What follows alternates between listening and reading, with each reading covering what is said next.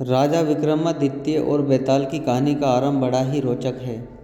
एक तरह देखा जाए तो यह बेताल पच्चीसी की भूमिका है। इसके ऊपर ही अन्य सारी कहानियाँ निर्भर हैं। प्राचीन काल की बात है, तब उज्जैन में महाराज विक्रमादित्य राज किया करते थे। राजा विक्रमादित्य हर प्रकार से एक आदर्श राजा थे। उनकी दानशीलता की कहानियाँ आज भी देश में कोने कोने में सुनी जाती हैं।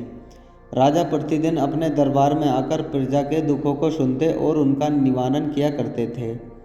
एक दिन राजा के दरबार में एक भिक्षु आया और एक फल देकर चला गया। तब से वह भिक्षु प्रतिदिन दरबार में पहुंचने लगा। वह राजा को एक फल देता और राजा उसे कोषाध्यक्ष को सौंप देता। इस तरह 10 वर्ष व्यतीत हो गए।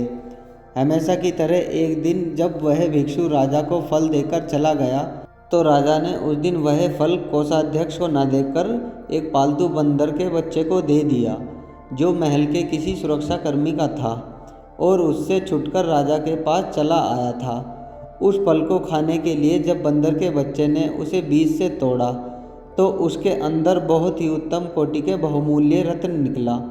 यह देखकर राजा ने वह रत्न ले लिया और कोषाध्यक्ष को बुलाकर उससे पूछा, मैं रोज़ रोज़ भिक्षु द्वारा लाया हुआ फल तुम्हें देता हूँ, वह फल कहाँ है?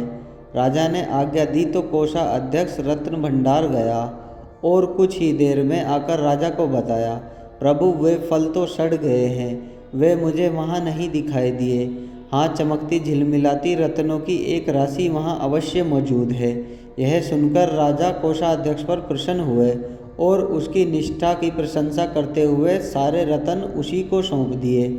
अगले दिन पहले की तरह जब भिक्षु फिर दरबार में आया और राजा ने उसे कहा, हे भिक्षु, इतनी बहुमूल्य भेंट तुम मुझे प्रतिदिन क्यों अर्पित करते हो? अब मैं तब तक तुम्हारा फल ग्रहण नहीं करूँगा जब तक तुम इसका कारण ही नहीं बताओगे।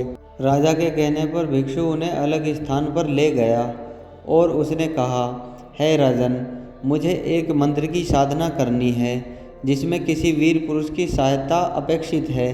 हे वीर श्रेष्ठ, उस कार्य में मैं आपकी सहायता की याचना करता हूँ। यह सुनकर राजा ने उसकी सहायता करने का वचन दे दिया।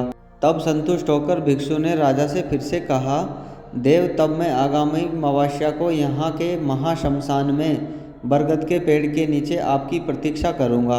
आप कृपया वहीं मेरे पास आ जाना।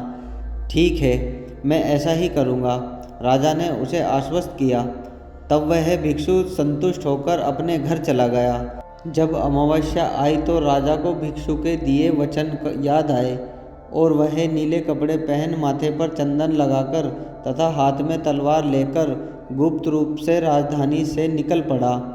राजा उस शमशान में पहुंचा जहां भयानक गहरा और गुप्त अंधेरा छाया हुआ था। वहां जलने वाली चिताओं की लपटें बहुत भयानक दिखाई दे रही थी। असंख्य नर कंकाल, खोपड़ियां एवं हड्डियां इधर उधर बिखरी पड़ी थी।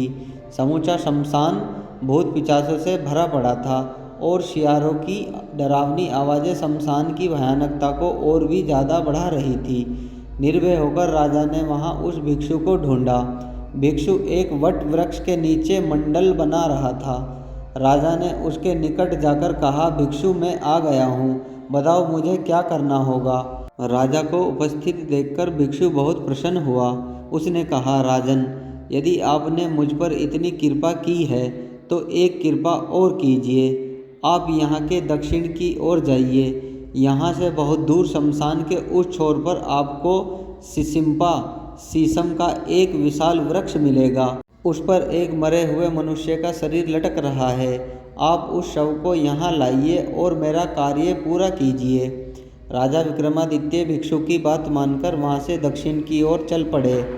जलती हुई चिताओं के प्रकाश के सहारे वे उस अंधकार में आगे बढ़ते गए और बड़ी कठिनाइयों से उस वृक्ष को खोज पाए। वह वृक्ष चिताओं के धुएं के कारण काला पड़ गया था। उससे जलते हुए मांस की गंध आ रही थी। उसकी एक शाखा पर एक शव इस प्रकार लटका हुआ था जैसे किसी प्रेत के कंधे पर लटक रहा हो। राजा ने वृक्ष पर चढ़कर अपनी तलवार से डोरी काट डाली और शव को जमीन पर गिरा दिया। नीचे गिरकर वह शव बड़ी जोर से चीख उठा जैसे उसे बहुत पीड़ा हुई हो। राजा ने समझा कि वह मनुष्य जीवित है। राजा को उस पर दया आई। अचानक उस शव ने जोर से अट्टहास किया। तब राजा समझ गया कि उस पर बेताल चढ़ा हुआ है। राजा उसके अट्टहास करने का कारण जानने की कोशिश कर रहा था कि अचानक शव में हरकत हुई और वह हवा में उड़ता हुआ पुनः उसी शाखा पर जा लटका। इस पर राजा एक बार फिर से वृक्ष पर चढ़ा और शव को पुनः नीचे उतार लिया।